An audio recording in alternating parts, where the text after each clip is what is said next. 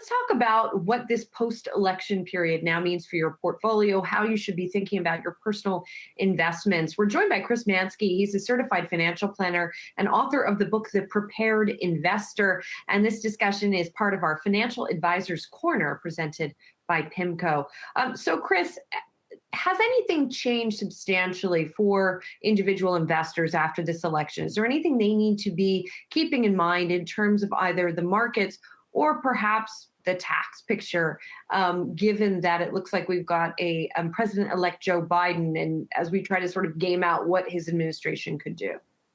Well, I think in the big picture, there is very little change. As administrations come and go, a well-diversified portfolio is going to do what the owner wants it to. But in the tactical picture, there's definitely specific things that investors right now want to be thinking about. And I'd say the two biggest are, one, do your homework first. Things have changed a bit. I mean, right off the top of my tongue is the possibility of a new tax bracket. That's something that everybody is talking about. So make sure you've done your homework before you make purchases or sales. This December, probably there won't be anything changed before the end of the year, but by next December, there could be some changes.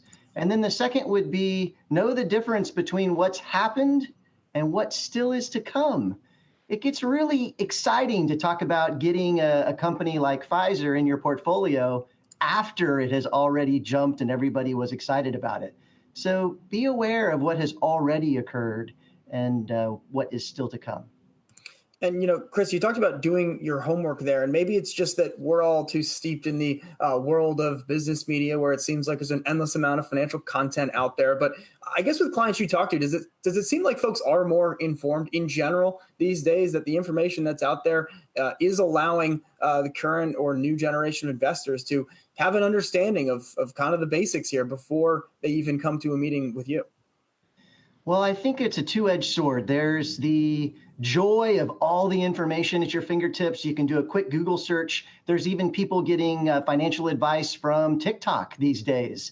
And this sounds a little bit odd, but it's also useful. At the same time that there's a lot of information that can be overwhelming, there is those specific questions with specific answers that they're right at people's fingertips.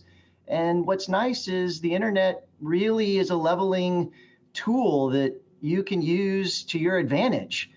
But if you end up spending 3 hours going into a rabbit hole, unable to tell the difference between fake news and what has already occurred and what hasn't, that's when it's probably good to bring in a third party and chat with them. And it doesn't have to be a financial advisor. It could just be someone you trust. Just get a friend or someone that you respect, that their opinion means something to you. And having that second voice makes a lot of difference. Chris, there's been a lot of bullishness emerge on Wall Street after the election. How should an investor protect their portfolio that a lot of these strategists on Wall Street could be completely wrong? Well, that's a good point. The idea that the market is not for certain going up or not for certain going down is not a new one.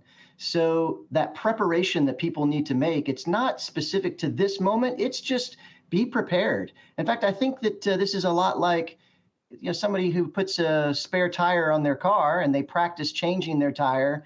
They're not doing that just because of that one day they're going to drive somewhere. They're doing it because they want it to always be in place.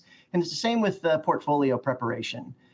There are specific steps that really every investor can easily take to make sure that they're ready for the fact. It's not a question, the fact that Wall Street could be wrong. There could be bullish moments and there could be bearish moments, and it could go the other way. We need to be ready for it.